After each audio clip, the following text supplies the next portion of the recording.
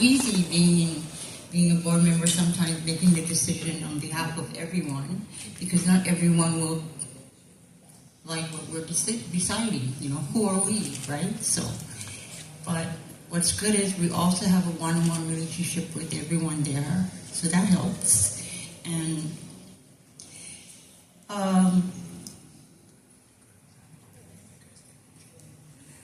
we had a decision where, example, we have to exit someone. Do you know how difficult that was, just to exit someone? Because we don't believe in that, and we don't believe in having anyone to fail again and end up right back where we started. So there was an incident where our resident, he was with us from the start, and he just dug out one day and decided not to come back, or didn't let anyone know. No communication, not whatsoever, what happened to him. And then when he came back, he didn't have a place to stay, because we had to come to a decision. What should we do in the event that happens, or someone else starts that too? And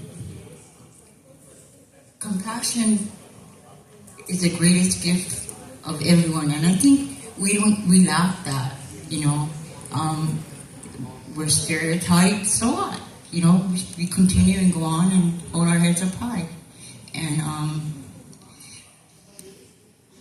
through it all, though, it allows us to build and strengthen in each other and lean on each other more than we used to yesterday or the other day, or when we lived together on the streets. And that is the greatest beauty of where we're at. And we are the only ones that open to everything and everybody, no matter what. So, what else we did? So when we had to come to that point where we had to exit him, that was the hardest point, because he was part of us already, he was family, and so the difficult part was just coming to the 6 yeses. And it went on for like about 2 weeks, the deliberation, and finally we got the nays, go the yeas, and there we are. We exited one person. Our next challenge was when we had a couple. We don't have couples where we're at. It's all single units. We incorporated a new law that helped us, and now we have 2 couples living in our area. So there's nothing too difficult that we cannot do, and trust and believe. We're learning just like everyone else all over again, but we're a little community in the middle of Kalihi, dumpster around us, but hey, we're living it now, and we can call it our home, and that's the beauty of it all. That I can call I'm coming home from work and I'm rushing to go home. I said, my house is almost there. I'm almost there. The traffic light. Hurry up, Green. I just want to turn and get in my stall, and somebody's in my stall, and I'm pissed off. But there's nothing you can do. Just go to the next one. And I get up. Hey, that's my parking. And to Laura, I don't have any. Oh yeah, okay. So anyway, so we're a growing community. We're learning compassion. We're learning how to get along. Learning how to get back into society. We're helping each other, beating up each other, but we always come to agreement no matter what. And thanks to our board.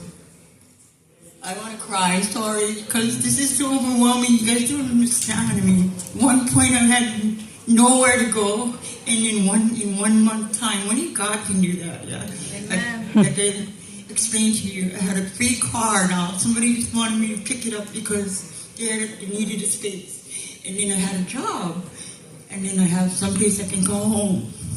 Yeah, and we're finally believing that's our home, everybody. I mean, that's the beauty. And God bless everybody. Thank you.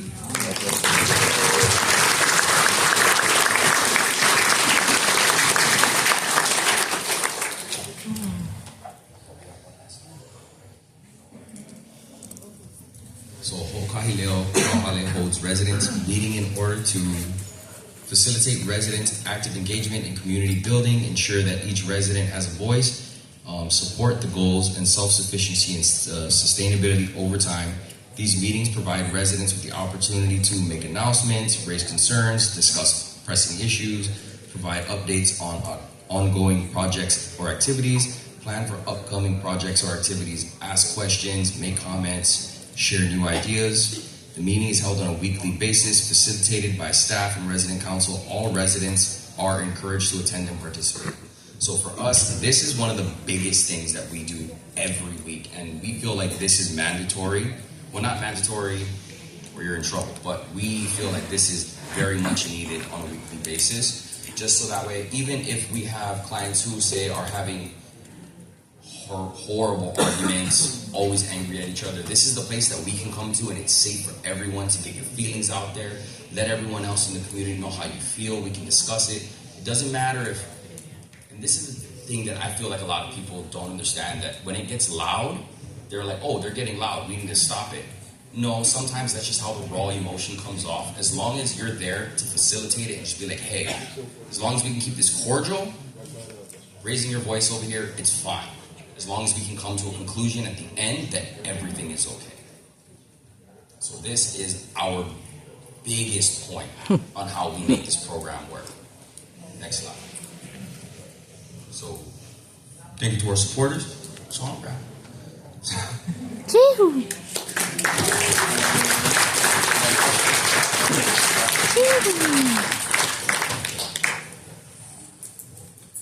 So, any questions? Plenty. Yes. Hi. Okay, so I had a quick question. Is there like a length of stay or? So there isn't. We let you live there as long as you need to, but after about a year and 6 months, then you start to pay rent, which we have decided is $300 a month. But by then, it gives us enough time to get all your vital documents, get you reintegrated, get you a job, or find you any type of income.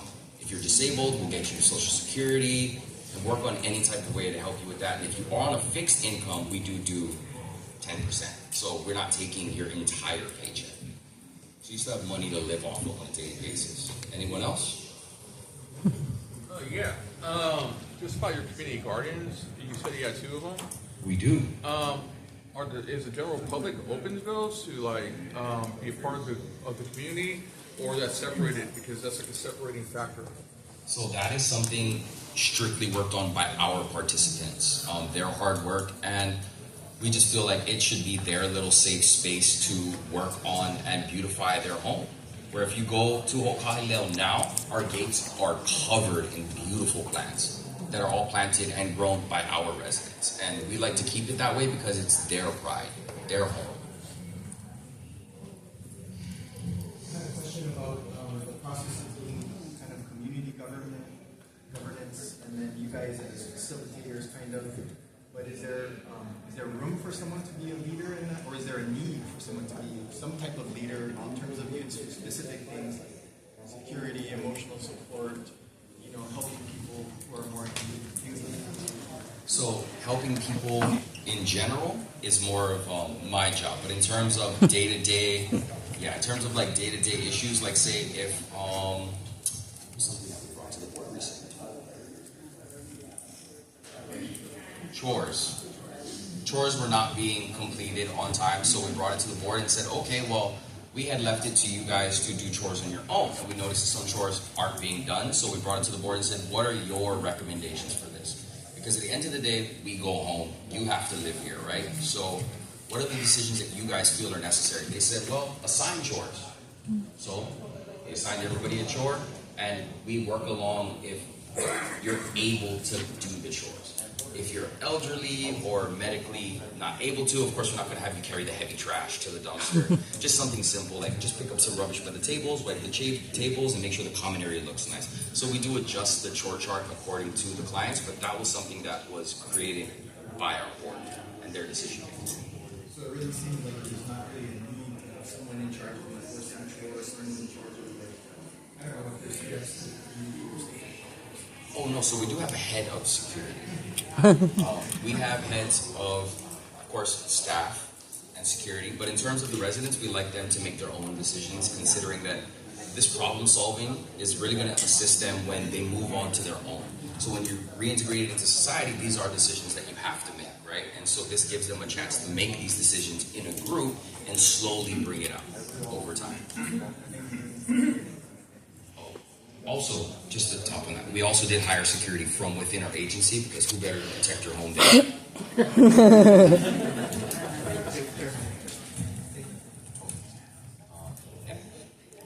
yeah. Do you guys have a wait list of how long? So we do have a wait list. It's currently pretty long. So we have about 250 currently. Next. Sorry, can I just Further. interject for a quick second? Can the people in the back hear the questions? Okay, just want to check on that. Thank you. Right. Further. Are you guys planning on expanding? We are working on a phase 2 that's supposed to be built in January, is what we were given. We all know how that works. Oh, with 30 more plus units, yes. Yes, I have a question. So the residents, I'm not sure if I caught this in your presentation. Are they required to work? I heard that, you help them with the, they decide on the chores and you help them with their documentation. But is employment part of a requirement to live there? So it's not, but we do try and find you a source of income if you are unable to work. Just for self-sustainability. Well, how about like volunteering to, acquire skills to volunteer? So of course everyone volunteers, but over time, eventually you're going to have to pay your own rent. So we need to find you a way to sustainably pay that. So yeah. So eventually you're going to have to figure out and make a decision. After those 18 months, if you're still there, how you're going to afford the $300. Oh, we assist with getting you any financial help. Including employment.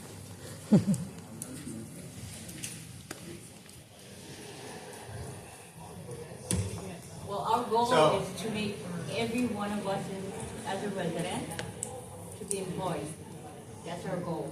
Self-sustainable. Self-sustainable, sorry. Oh, okay, I understand. Thank you. And I agree.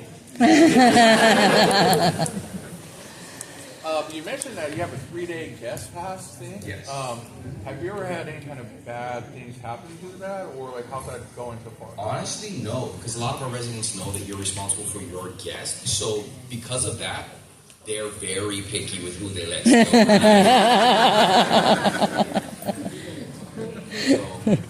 Have you guys noticed any direct correlation between like substance abuse going down and mental health improving with just simply being housed? Like, Yeah, absolutely. Oh, back there, Gabriel. In the back. No, right here, this way, in the middle. She had her hand up. Hi. I have a question. So on your terms and conditions, it says that they just need to have a willingness, and like when you were talking about your meeting, they are highly recommended or encouraged to come. But I understand with low barriers, you kind of reneged on the mandatory with, because there's no consequence, right? And so that's why I'm just trying to feel out, like, what is your leverage to encourage people to move forward? Because I'm sure I'm seeing a lot of people get the housing and then their mental health does improve and they want to get treatment, but there's some that are complacent and they just want to camp and like be there forever. And so what is the leverage and what is your motivation? And is there at the 18 months and they're not doing anything and they've exhausted all of their opportunities for it? So I'm glad you brought this up. Yeah, this is like big question marks. So We've had to deal with actually kind of a lot of clients who've been like that, but being able to work with somebody on a daily basis and being able to witness them in their comfort zone and being able to put yourself in their comfort circle, it really allows you talk and bring a lot of people out of that place. And of course, we do have, in general, a write-up policy, which after 3 strikes you would go to the board, but it doesn't always result in you being kicked out. It could be something like, okay, so we've established that you've been having these mental health blow-ups where you're breaking things, you're throwing things, you're making it harder for everyone else to live. As a stipulation for the community that needs to live around you, we would ask you to get medical help. So now it's up to you whether you want to get medical help or not. Right, so then, like, if one of our clients is on probation, that's a leverage, because we can call the probation officer with the consent, right, and that's a leverage. But for someone who doesn't have it, say they don't want to do the chores, it's not, they're capable, but they don't want to. In fact, they're counterproductive and they're messing things up a lot. Like, you said right up, and so I'm just, what is the exit, I mean, I hate to sound like this, but there might be an extra, do you just allow that to go on, or is there a No, so exit strategy eventually as a it goes to the board, but at the end of the day, if they're still able to be worked with, and the board and everybody in the community agrees that there's still somebody who has potential, we will continue to work with you. Because at the end of the day, we can say you have to go, but who are we to say that when it's your neighbors who are the people who have to live with you? Can I jump in real quick? It says, so they say not mandatory, right? So it's willing, they highly recommend. I was there present last night at one of their meetings, their community meetings, and everybody was there on a high recommendation to be there. Like, so everyone kind of in the community holds each other accountable. That's what I'm hearing, so that the board is a board of their peers. So their peers are deciding as a whole, and that's the governing body, so that it's not the provider, it's their peers. Right? Aloha, I'm Kawaii Kawana, and I'm the program manager of Ho'okahile Okahale. It's about connections. That's why we have the board and peer navigators. And just with that alone, we don't have much of the problems that you're talking about. It's because we're working on the ground, building the connection. So hopefully that answers your question. And I've seen that, I appreciate that.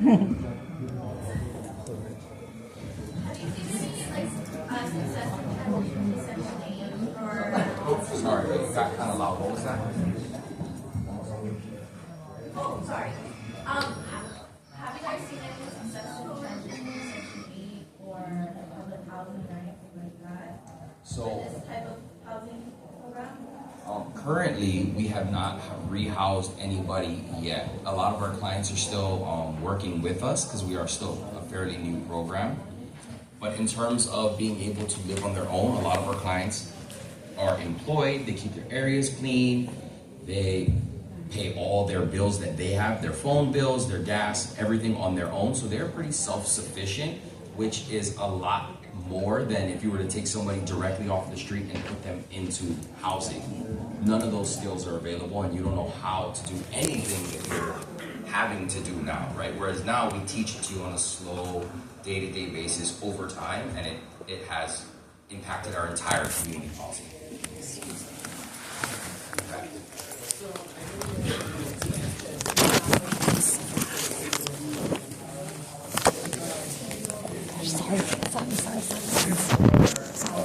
Little louder, please. Sorry, I can't hear you. Louder? Yeah.